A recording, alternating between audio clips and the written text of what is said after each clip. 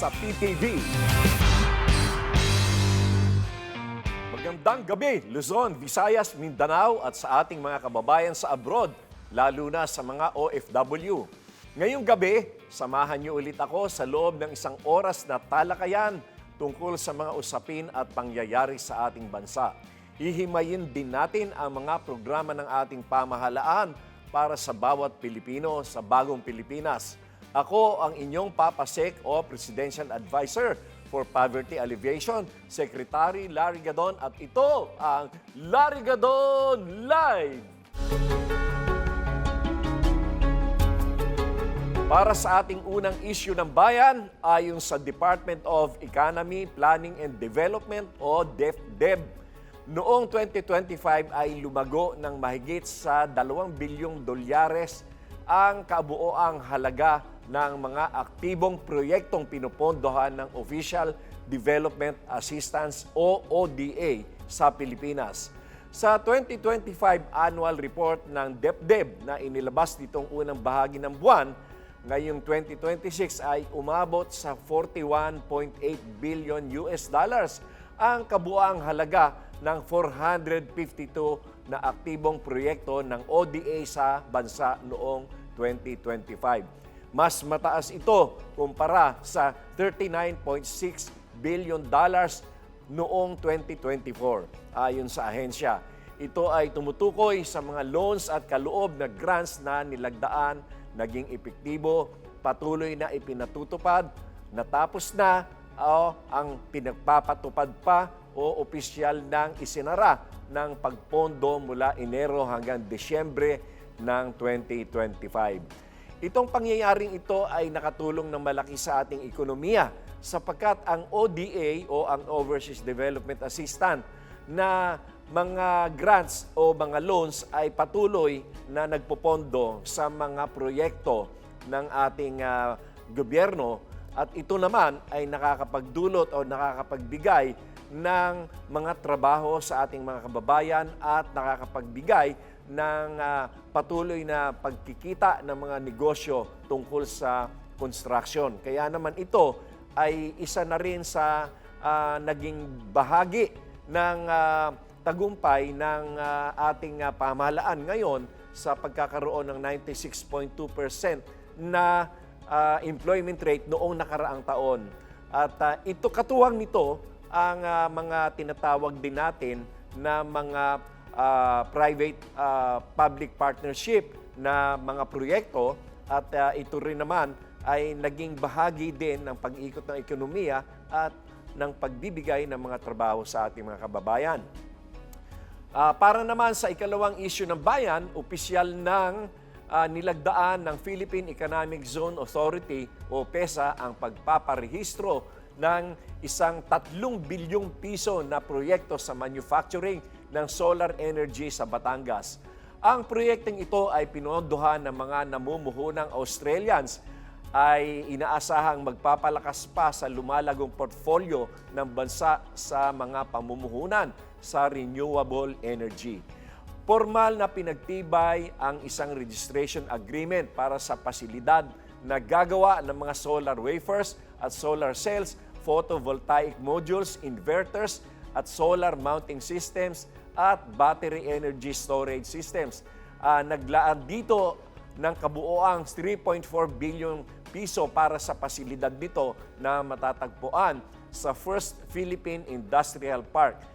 Sa ngayon ay tapos na ang construction ng naturang planta at kasalukuyan na itong nag-ooperate sa loob ng economic zone. Ito ay nagpapatunay lamang na mataas ang kumpiyansa ng mga foreign direct investors sa atin at napakalaki ng planta na ito na magbibigay ng mga trabaho, 100,000 trabaho sa ating mga kababayan. At hindi lamang yan, tayo ay patuloy na gumagawa ng paraan upang makamit natin ang mas mataas na share ng alternative energy laban sa fossil energy. At kung ating matatandaan ay meron tayong commitment sa Paris Agreement ng United Nations na tayo ay magkakaroon ng at least 35% na share rate o share ng alternative energy laban sa fossil energy ng pagdating ng taon na 2030. At kung matatandaan ninyo, nung ang BBM administration ay nag-umpisa noong 2022, ay nasa 5% lamang ang ratio ng alternative energy at saka ng fossil energy. At ngayon ay nasa 22% na dahil puspusan ang pagpapatupad ng Marcos administration sa paggawa ng mga paraan upang makamit natin ang alternative energy na programa. At meron din tayong commitment sa Tokyo Protocol na maibaba ang paggamit ng crude oil o ng iba pang coal-driven power energy at tayo ay mag-shift sa alternative energy at ating makamit ang 35% na alternative energy ratio. Kaya ito ay napakagandang pangyayari. Napakalaki ng pinuhunan ng Australians dito, ng Australian company dito sa solar power manufacturing plant na ngayon ay tumatakbo na. At para sa ating huling issue ng bayan, tinapos ng Department of Agrarian Reform o ng DAR ang isang buwang pagdiriwang ng ika-38 anibersaryo ng Comprehensive Agrarian Reform Program o CARP. Ito ay sa pamamagitan ng pamamahagi ng mga individual na titulo ng lupa at certificates of condonation with release of mortgage o COCROM sa mga Eastern Visayas na mga lugar. Ang hakbang na ito ay naglalayong tiyakin ang pagmamay-ari ng mga magsasaka sa kanilang lupa nang walang iniisip na utang agraryo. Ayon sa DAR, kabilang sa mga nakinabang ang mga Agrarian Reform Beneficiaries o ARBs mula sa lungsod ng Borongan at mga bayan ng Balangkayan, Dolores, Giporlos, Lawaan, Llorente, Maydulong at Kinapondan. Dahil dito, burado na ang 805,000 na mahigit na hindi nabayarang amortisasyon at interes sa lupa. Ang programang ito ay naging posible sa ilalim ng Republic Act No. 11953 o ang New Agrarian Emancipation Act na nilagdaan ni Pangulong Ferdinand Marcos Jr.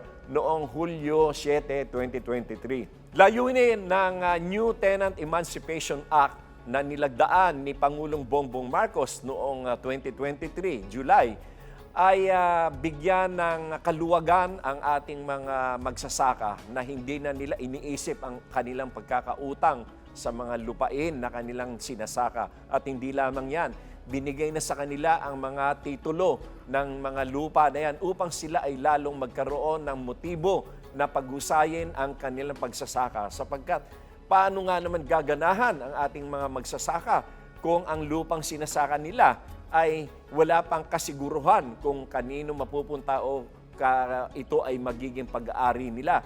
Ngayon ay yan ay nasolusyonan yan sa ilalim ng Marcos administration ang pagbibigay ng mga individual title sa kanila at binura o kinondon ang lahat ng pagkakautang upang ang kanilang mga kinikita ay maibalik nila na puhunan doon sa kanilang susunod na planting season. Samantala, sa usapin ng peace and order ng bansa, isa sa mga nangungunang ahensya ay ang Philippine National Police. Katunayan, noong 2025 ay bumaba ng 12.4% ang kabuuang crime rate ng Pilipinas. Kaya ngayong gabi, panauhin natin sila sa ating programa. Tutok lang at magbabalik pa ang Larigadon Live!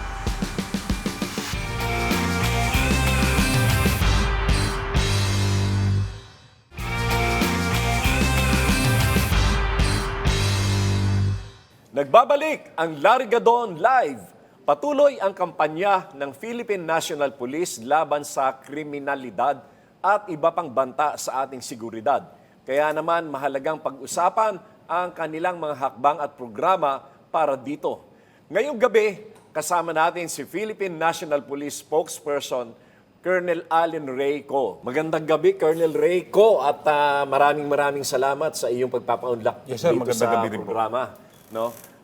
So you are the spokes now, ano? Spokes kasunod ng issue sa umano'y adult groomer sa online video games. Paano ninyo pinaiigting ang inyong cyber patrol or online monitoring para maprotektahan ng mga minor de edad? Kasi napakalaking issue ngayon yan eh. Unang-una, sir, nais kong bumati muna sa ngalan ng aming Chief Philippine National Police, Police General Jose Melencio Sinartates. Nais pong bumati ng Philippine National Police sa lahat po sa inyo ng isang magandang gabi. Ito po sa issue ng yung mga groomers na tinatawag po natin. Meron po tayong mga namomonitor na mga predators, kumbaga, kung tawagin, na pwede po itong magpanggap, sir, na sila'y bata din or lalapitan nila yung mga bata na sasabihin nila, pareho tayo ng favorite na games. Pwedeng ganito, bibigyan kita ng points or ano, kung ano man yung mga common tokens. interest, ano? Yes, sir. They will try to get the trust and confidence po ng mga bata. And then with the end goal of maybe, yung iba po, makapagpadala ng video, yung mga private videos and photos. And yung ultimate nga nila is to be able to meet yung, yung bata. Yun na nga, baka kunin po yung mga bata. So ito yung mga Now, there's another branch na tinatawag po natin, yung ito naman po yung mga... May mga pagkakataon ba na nagkakaroon ng mga, pag nagmi-meet sila, nahaharas sila sexually or physically? Napakaganda po, sir, at least na ano nga natin, ito po yung pinaigting natin na monitoring natin sa cyberspace. Yung monitoring po natin at yung papatrol. Kaya as of now, wala naman po tayong naano pang ganito, except yung ang sinasabi natin yung violent, yung NVE, kung tinatawag nila, violent extremism, na ang iba naman ang inaano po, they are trying to coax or coerce yung itong mga bata na to do violent acts in the real world through the cyberspace. Saan naman maaring mag-report ang mga magulang kapag may napapansin silang kakaiba sa kinikilos o asal ng kanilang mga anak pagkagamit nila yung mga SOCMED na mga apps? Yes, sir. Unang-una po sa ating, meron tayo Unified 911, proyekto po ng ating Secretary of the Interior and Local Government at kasama ang ating Chief Philippine National Police. Meron pong pinakamalapit na himpilan ng inyong police station. Pwede rin po sa cybercrime group natin, pag ito po'y sa internet. Meron pong WCPD offices. Napakarami po. And of course, yung sa mga school environment, yung pong ating mga school authorities. Yun bang mga presinto ay may mga trained personnel doon para mag-handle ng mga ganitong klaseng complaints? Yes, sir. Unang-una po lahat ng... At least man lang yung kung paano dinggin o i-gather yung mga information para mabigyan ng investigasyon? Yes, sir. Yung pong ating lahat ng stations natin ay meron pong tinatawag na WCPC or Women and Children Protection Desk. Okay. Ang bawat istasyon po natin ito. Now, kung ito naman po ay lalampas, kasama na po yung cybercrime na tinatawag natin, ay meron po, pwede po silang i-refer to the nearest naman na opisina po natin, anti-cybercrime group. Okay. Isa rin sa plano ng PNP ang paglalagay ng mga help desk na tututok sa bullying cases sa mga paaralan. Kamusta na ang pakikipagtulungan ninyo sa DepEd para sa bagay na yan? Ano na po to? Napakaganda na po at as a matter of fact, as of now, meron na po tayong na-establish na more than 2,200. 2,200? Yes, around 2,300 po na help desk. Nationwide yan? Nationwide po. Around, ang ano po nila ay during school hours. So, more or less 7 to 5. 7 in the morning hanggang 5 in the afternoon. Monday to Friday po ito. Yung mga ibang eskwelahan po natin na merong pasok sa Sabado, meron din po ito. Now, alam natin na kulang po to with around 47. Pero that's a good start, ha? Yes, sir. Ako nga, hindi ko alam na meron palang ganyang pagtututok na ginagawa ang PNP. Dahil naging talamak itong problema ng bullying sa mga eskwelahan. Lalo na doon sa mga kabataan. Yes, sir. Ito pong anti-bullying desk natin, of course, kasama natin ng ibang agencies dito.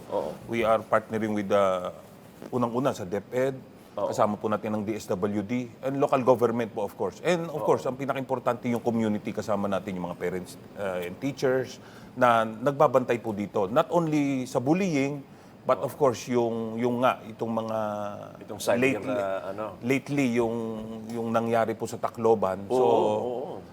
We are hindered. We will admit na we are hindered by, of course, yung logistical and other manpower limitations. But we are trying our best. I-ano po natin ito. We Well, cannot actually, sa Yes, sir. Tacloban naman, isolated case yun. Ano? At I'm sure ngayon may mga ginagawa kayo para... Yes, sir. Yes, sir. Alam po natin na isolated case ngayon, but still, we would like to make our schools even safer. Oo.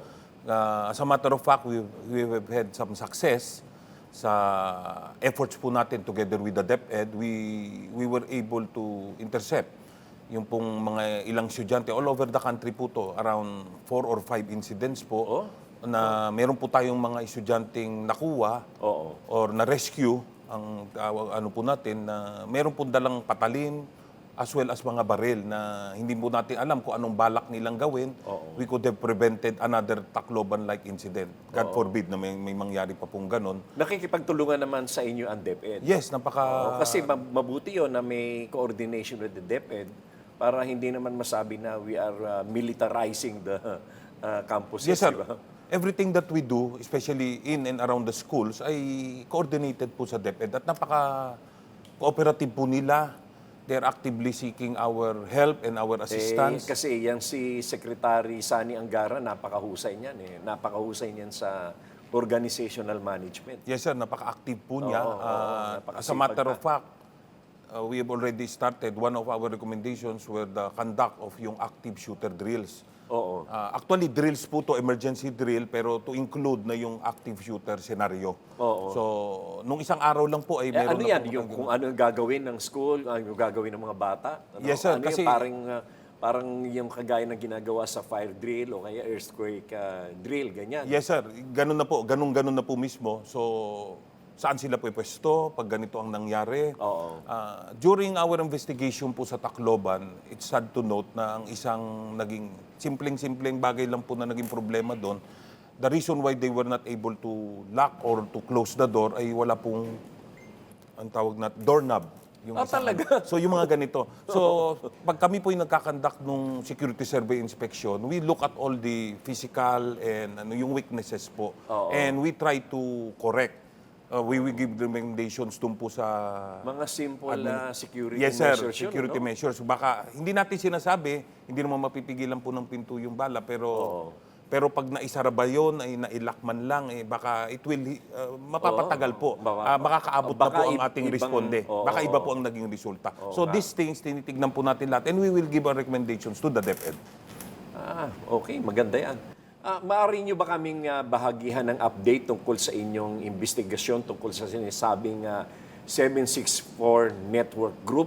Posible bang may mga Pinoy na kasama sa grupong ito? Yes, sir. Ito ang sinasabi natin. There are some instances, although we are still verifying yung information, na we were able to rescue some na parang nare-recruit na nila or napapagawa na nila ng mga bagay-bagay na gusto nilang ipagawa sa ating pong, lalo na yung ating mga kabataan. So we were able to rescue them. Now, with help from other law enforcement agencies as well as foreign law enforcement agencies like the FBI.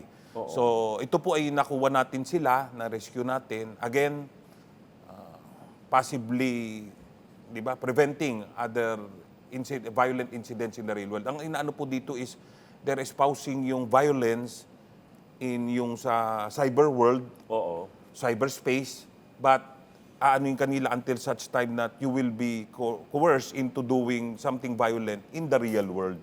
So ito po ang inaano natin. Ganyan ang terrorism plot, di ba? Yes, sir. Kaya yung mga ginagawa ng mga terrorist group. Yes, sir. So that's why we consider this actually as a severe threat to public safety. So we are acting accordingly. But maganda naman, equip naman ang ating ahensya sa mga bagay na yan. Yes, sir. Yung CIDG ba, Are they fully equipped to monitor? Sir, more on yung sa anti-cybercrime group po ang nagmo-monitor nito sa atin. We have a separate So unit. yung anti-cybercrime, this is separate from CIDG? Separate from CIDG. Meron po tayong anti-cybercrime group na tinatawag na sila po ang nagmo-monitor. Of course, we cannot discuss yung operational nila, Of course. yung how we do it. But suffice it to say na ginagawa po natin ang monitoring as well as patrolling sa cyberspace to prevent these kinds of incidents. Okay. Isa rin sa mainit na usapin ngayon ang pagpapababa ng edad para sa criminal liability.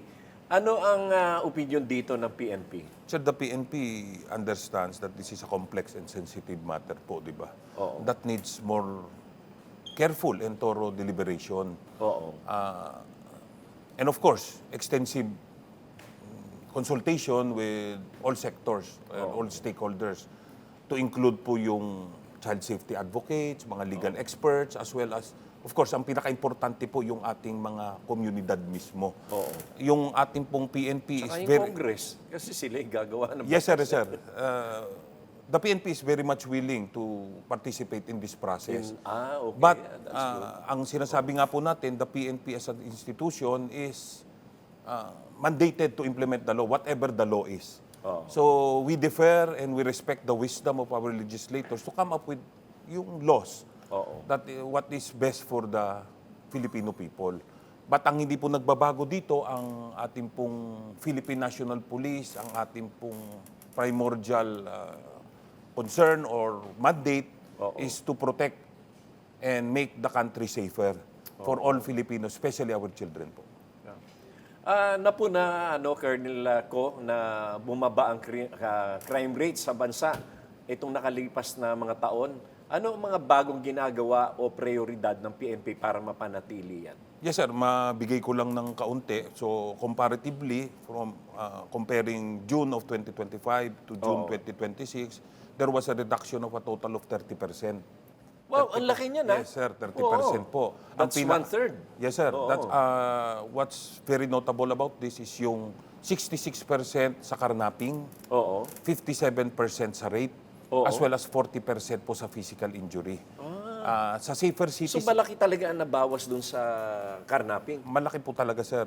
Sa Safer Cities Initiative naman ng ating Secretary of the Interior and Local Government, Secretary Remulla, Sir John Vic Remulla, ay nagkaroon po ng total 14% reduction. This is comparing from January to March and April to June. So ito pong April to June, this is the implementation of the Safer Cities Initiative. 27% dito ay galing sa, again, sa rape naman, 18% sa karnaping, and around 16% po sa robbery and physical injury. Now, these are all just statistics. I understand that is statistics. Siyempre, sasabihin po ng mga tao, hindi namin nararamdaman eh. Di ba? Safe, sabi nyo safe na. But that is what we are trying to do. Dapat maramdaman nyo po ito. Mag-trickle down dun sa up to the last barangay na nararamdaman namin na nababawasan nga ang krimen. This is small consolation, sir. Di ba yung mga statistics na sinabi natin dun sa naging biktima. So we are trying our best. Nararamdaman yan. Kaya lang, siyempre, yung iba kasi masyadong negative o ano. Yun lang sa karnaping, napakalaking bagay. 66%. Yes, sir. That's two-thirds. Two-thirds ang nawala. No? Yes, sir. Kaya pala nabawasan na yung mga, yung mga nagbebenta ng mga chop-chop. Lahat po tayo kasi, sir, from the front and the back, di ba? Yung front dito is to prevent yung karnaping, and sa back naman, toward back end, kumbaga, ay tinitignan natin yung mga nagbebenta. Chinecheck din natin kung talaga bang legal at kanila po ba yan. Lalo na yung mga spare dati, parts. Colonel, yung isang buong kotse, pag nakarnap yan, i-chop-chop yan. Ilang araw, ilang oras lang po, ilang araw hati-hati tapos na po ibibenta yan per part. So we are doing this with yung by intensifying, sir, our police patrols, closer coordination with the local government units. Ito po, yung back to the basics nga, tinitignan natin lahat. And we're happy to say na napakalaki na nga po ng nagiging resulta. Dapat pala ma-congratulate ko yung aking kaibigan, si Secretary John Vic Remulla at saka si General Nartates dito sa napakagandang resulta ng kanilang pamamahala ng PNP. Yes, Kasama ka na dyan. Tayo lang po Congratulations sa PNP, ha? ipagpatuloy lang ninyo ang inyong ginagawa at talaga namang para masiyahan ang mga ating mga kababayan sa serbisyo na ginagawa ng PNP. Dumadami rin ang mga nahuhuli ninyong mga most wanted persons sa iba't ibang bahagi ng bansa. Ano ang mga ginagawa ninyo para mas mapaigting ang inyong operasyon? Alam niyo, sir, Paano naging, parang sinusuyod nyo eh? again, statistics, sir, for the month of June alone, Oo. we were able to arrest 7,900 sa all over the country. Ang kasama po dito is around 2,300 na most wanted person. Oo. And the remaining, yung other wanted person. Just sa most wanted person, ano ang mga kaso ng mga yan? Yes, ito po yung Murder, rape, mga ganyan? Yes, sir. Ito po yung mabibigat na kaso and kinaklasify po natin sila so that they will become a priority for arrest. Bakit po? Dahil sila ang nagpo-post ng the most threat sa public. Oo. Di po ba? Na, Kasama kumbaga, ba dyan yung mga terrorist, mga kung meron po, rebelde? yes, sir, kung ganyan. meron po, as yung sinabi nyo nga po, sir, na cases, rape, murder, yung murder. pong nakaka-apekto mabuti sa ating mga ano, at yung may natetreten yung peace and order and yung safety po ng ating mga mamamayan. Ito po yung nagawa natin dahil sa intelligence-driven operations. Hindi na po yung pachamba-chamba. Oo, Ito po intelligence-driven, ibig sabihin meron pong informasyon talaga, meron po kaming sistema na ginagawa para po maaresto natin na. And this ties in nicely with our crime prevention efforts. Ito po bakit po? Dahil itong 7,900 na to sa isang buwan nga na nakuha po natin na isang buwan lamang ay di ba ang isang tao po na nahuli at nakakulong ay hindi na po makakagawa ng Oo, krimen. yun nga. Hindi na makakaulit. Yes, sir. So this ties in nicely with our crime prevention efforts. So ito rin po nakakadagdag, isa rin po sa mga nagagawa natin para mabawasan ng krimen dahil nakakulong, hindi na po makakagawa. Oo. Paano naman ninyo pinapatatag ang inyong ugnayan para yung tiwala ng komunidad ay lalong tumibay? Ano ginagawa ng PNP para sa community relations? Yun po, tuloy-tuloy, sir, ang ating pakikipag-ugnayan, pakikipag-usap sa mamamayan. Pinapakinggan natin kung ano ang kanilang hinaing, ano ang kanilang nararamdaman. As a matter of fact, sabi nga nila, lahat ng ating pulis ay investigador at lahat ng ating pulis po ay PCR man din, yung Police Community Relations. Tuloy-tuloy po ang ating pakikipag-ugnayan sa kanila, pakikipag-usap, pakikinig para po malaman natin kung ano ang aming ginagawang maganda, ano ang hindi masyadong maganda na mayroon pang room for improvement at paano pa po namin sila mapagsisilbihan ng mas maayos. Sa bagay na yan, parang napuna rin na maganda ang professional manners ngayon ng mga pulis. Yung professionalism nila ay umiigting at tumitibay. Salamat po, Ano sir. ang naging programa diyan para magawa yan? Tuloy-tuloy po ang napakahigpit po ng ng kautusan ng aming Chief Philippine National Police na yung very strict doon sa professionalism in dealing with the public, especially in dealing with the public. We would not like to lose by the way, isa po ang aming Chief PNP, medyo maipagmalaki na namin na one of the most trusted public officials during the recent conducted na survey. Po. Oo. So, ito po ay gusto namin pangalagaan, gusto namin Anong i-continue. survey yan? Hindi yan Pulse Asia o Hindi po, hindi po. SWS, mga siraulo yung mga yan. Pasensya na lang po at I forgot the exact yung po, but it was na lumabas po isa sa ang aming Chief PNP sa isang mga pinagkakatiwalaan ng mga mamamayan. At Ano naman yan, satisfied sa kanyang trabaho po. Now, ito po ay lalong pinaigting nga at lalong pinag-utos of course ng ating Chief Philippine National Police na in all our dealings with the public, kailangan po professional at no one is above the law. Unang-una po ang tinitignan po natin talaga yung mga umaabuso, yung mga gumagawa ng illegal ay agad po nating nasasawata at hinaharap po sa kaso kung kinakailangan at mapaparusahan pagkaano. Meron po kaming internal disciplinary mechanism na tinatawag at meron po kaming mga stages na dinadaan. Meron po tayong preventive, mga reminders sa kanila at kung nakagawa naman yung pong maparusahan at meron po namang rehabilitative, yung bang pagbabago uli. So ito po naman ay salamat po sa napansin nyo, sir, na sa tingin namin ay it works yung ating pong ginagawa sa ngayon. Kung tutuusin ay yung police community ay maganda rin ang relasyon sa mga kababayan natin ngayon, ano? At ang isa sigurong dahilan diyan ay dahil na naturuan sila kung paano na makipagharap sa mga tao. Kasi napupuna ko rin yan eh. Dahil sa mga napupuntahan ko na may mga na mimit ako ng mga police, lalo na yung mga police officers, ang gagalang nila at saka talagang mga mahinahon silang kausap. Salamat po, sir. Salamat po. Oo, at malaki ang kaibahan. Yung about 20 years ago, ganyan, or even 10 years ago, maganda ang pagkakatutok ngayon ng professionalism ng mga kapulisan.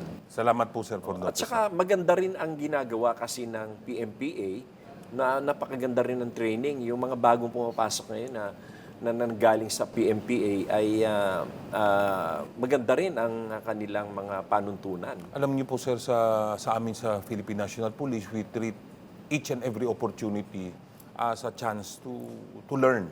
Oo. And to further improve and strengthen our systems and protocols. So ito po, tuloy-tuloy po ang aming pag-aaral, tuloy-tuloy po ang aming pag-improve sa aming organisasyon po. Mapunta naman tayo sa ano. Ngayon ay mainit ang pagsulong ng impeachment trial sa Senado. Paano ninyo sinisiguro ang seguridad ng Senate compound katuwang ang ibang law enforcement agencies? Kasi nagkaroon ng hindi magandang pangyayari noong mga nakaraang buwan at parang nagkulang doon ang pagbabantay ng seguridad. In fact, ay kahit si Senator Tito Soto ay nagreklamo na siya ay natambangan ng mga tao doon sa gate at pinagpupukpok yung sasakyan niya. Ano ang ginagawa ninyo ngayon dyan sa Senado para maiwasan yung mga ganon? That's sad to note, sir, na yung sinabi niyo nga po, kaya nga po kakasabi ko lang kanina that we treat every event na kagaya po nito as a learning experience. So we are trying to constantly strengthen and improve our systems and protocols. Ngayon, nakalatag po ang security plan natin sa Senado. We are in close coordination with other Dapat local... hindi nakakapasok doon o nakakalapit sila doon sa gate mismo. Yes, sir. Dahil paglabas ng kotse doon, talagang... Alam nyo, sir, we have to, kasi yung sweet spot eh. Oo. We understand that we cannot please everybody, pero pag medyo naging tayo, sasabihin napaka-harsh. Oo. Pagka medyo naman, sabihin napakalambot.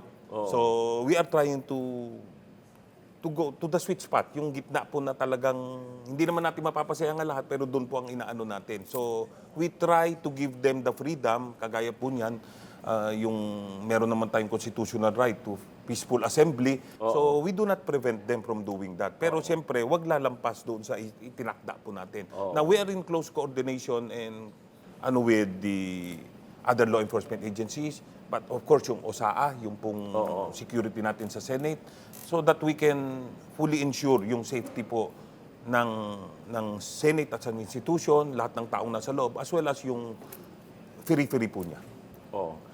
Bago tayo magtapos, kamusta ang inyong paghahanda naman sa nalalapit na SONA ngayong July 27, yung State of the Nation address ng ating Pangulo? Ano ang paghahanda na ginagawa ninyo ngayon doon? Dahil siguradong maingay naman ito. Sir, meron na po tayong comprehensive security plan na nailatag for the SONA. Initially, we will be deploying more or less 20,000 na personnel. This includes yung augmentation na natin from other agencies. And tuloy-tuloy po ang pagkakandak pa natin ng coordinating meetings with other agencies as well as internally sa Philippine National Police para po mas masigurado natin ang SONA po ng ating mahal na Pangulo. Very good. Oo. Napakaganda ng ating discussion, Colonel Allen Reyco. At in fact, marami tayong mga impormasyon na naibigay sa ating mga kababayan. Ngayon, panghuli na lang, meron ba kayong mensahe na gustong iparating sa ating mga kababayan at sa ating mga manunood na yung mga hindi natin na-discuss kanina? Apo, unang-una po, sir, ay sa ating po mga kababayan, hinihikayat po natin na samahan nyo kami. We are your partners for peace. Kami po ay, hindi po namin kaya ito hindi po namin kaya na kami lamang, Philippine National Police. Kailangan, shared responsibility po ang peace and order. So, tinatawagan namin kayo na samahan nyo kami para po lalo natin magawang mas mapayapa ang ating bansa. Ang inyo pong Philippine National Police remains loyal to the Constitution, to the rule of law, to the duly constituted authorities, and of course, to you, to the people that we have sworn to serve and protect. Kami po ay hindi perpekto, but we try each and every day to improve. Kaya po meron po tayong bagong PNP para sa bagong Pilipinas, serbisyong mabilis, tapat at nararamdaman. Well, with that, maraming salamat, Colonel Allen Reyco, ang Yes, sir. spokesperson ng PNP. Maraming salamat at napakaganda ng iyong mga impormasyon na naibigay sa atin. Maraming salamat po, sir, at maraming salamat po sa Sana ay chance na maimbitahan ibinigay uli namin kayo sa susunod na merong tayong mga pagbabago, update tungkol sa PNP. Yes, sir. Thank you po. Sa atin namang pagbabalik ay samahan niyo ako sa isang kantahan, kaya huwag kayong bibitiw at magbabalik pa ang Larigadon Live!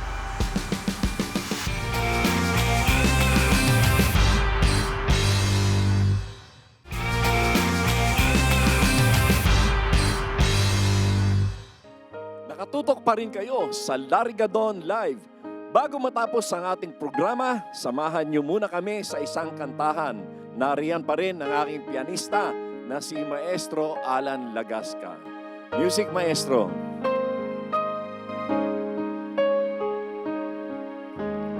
Paano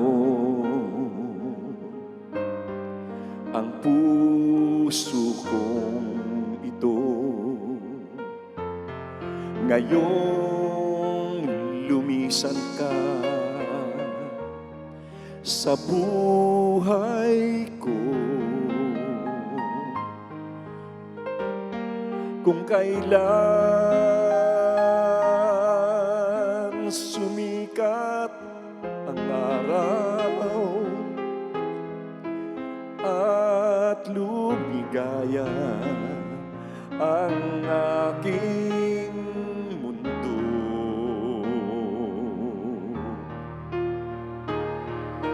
paano ang mga bukas ko ngayong wala ka na sa piling ko?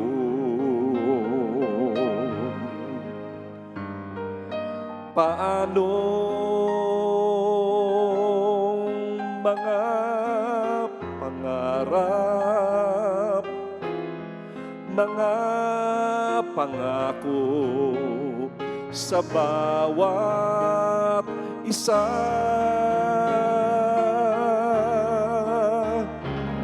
Sana ika'y muling makita ko, damhin ang tibok ng puso mo. Sana'y yakapin mo akong muli, kahit sandali, kahit isang saglit, mayakap ka. Maraming salamat sa inyong pagsusubaybay sa Larigadon Live. Hanggang sa susunod na Biyernes, alas 8 ng gabi hanggang alas 9, samahan niyo uli ako dito sa Larigadon Live upang talakayin ang mga maiinit na usapin sa ating lipunan at aalamin din natin ang iba pang mga programa ng pamahalaan sa bagong Pilipinas. Hatid pa rin sa inyo ng inyong Papa Sec Larigadon, at ito ang Larigadon Live. Sana ika'y muling makita ko, damhin ang tibok ng puso mo. Sana'y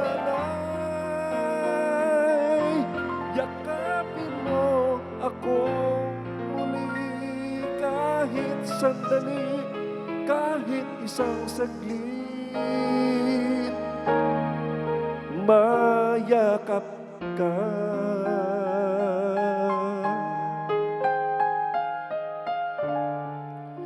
Mayakap